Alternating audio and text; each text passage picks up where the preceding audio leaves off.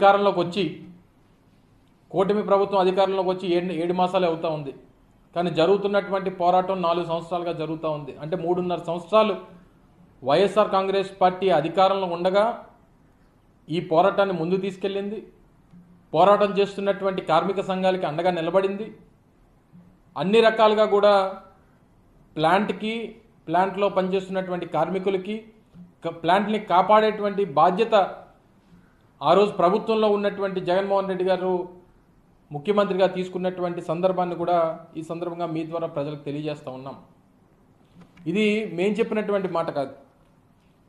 నిన్న కేంద్ర మంత్రి కుమారస్వామి గారు వారు ఇచ్చినటువంటి ప్రెస్ బ్రీఫింగ్లో 2018, 19, 2021, 22, 2021 2 సంవత్సరాలు కూడా స్టీల్ ప్లాంట్ లాభాల్లోకి వచ్చింది.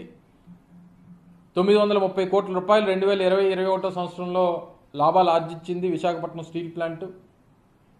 2021 జనవరి 21వ తారీఖున దీన్ని ప్రైవేటైజ్ చేయాలని చెప్పి ఆ రోజు ప్రభుత్వం నిర్ణయం తీసుకుంది. తీసుకున్నటువంటి నిర్ణయాన్ని ఏదైతే స్టీల్ ప్లాంట్కి సంబంధించినటువంటి డిజిన్వెస్ట్మెంట్ కోసం తీసుకున్నటువంటి నిర్ణయాన్ని అప్పుడున్నటువంటి ప్రభుత్వం తీవ్రంగా వ్యతిరేకించింది. వ్యతిరేకించి అదే సంవత్సరం మార్చిలో జరిగినటువంటి శాసనసభ సమావేశాల్లో ఎట్టి పరిస్థితుల్లో విశాఖపట్నం స్టీల్ ప్లాంట్ ప్రైవేటైజ్ చేయడానికి వీల్లేదు అని చెప్పి శాసనసభ కూడా ఒక తీర్మానం చేసి పంపించింది అనేటువంటి విషయాన్ని కూడా వారు మాట్లాడినప్పుడు చెప్పడం జరిగింది. మీరు అందరూ కూడా చూస్తున్నారు.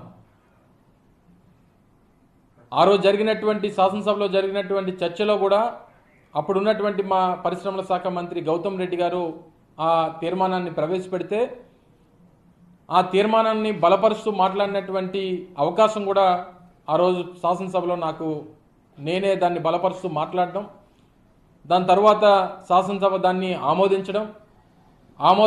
ఆమోదించినటువంటి ఆ తీర్మానాన్ని కేంద్ర ప్రభుత్వానికి పంపించి ఇది రాష్ట్ర ప్రజల తాలూకా ఉద్దేశం, రాష్ట్ర శాసనసభ రాష్ట్ర ప్రజలు 5 కోట్ల మంది ప్రజల తాలూకా ఉద్దేశం ప్రైవేటైజ్ చేయడానికి వీల్లేదు అని చెప్పి ఏదైతే చెప్పినటువంటి దాని ప్రకారం ఆ రోజు నుంచి ఆ పూర్తి స్థాయి ఒత్తిడి మాకు ఆ రోజు ప్రభుత్వం నుంచి ఉంది అనేటువంటి విషయాన్ని కూడా నిన్న కుమారస్వామి గారు వారి మాటలో చెప్పినటువంటి విషయాన్ని మరొకసారి గుర్తు చేస్తూ ఉన్నాం.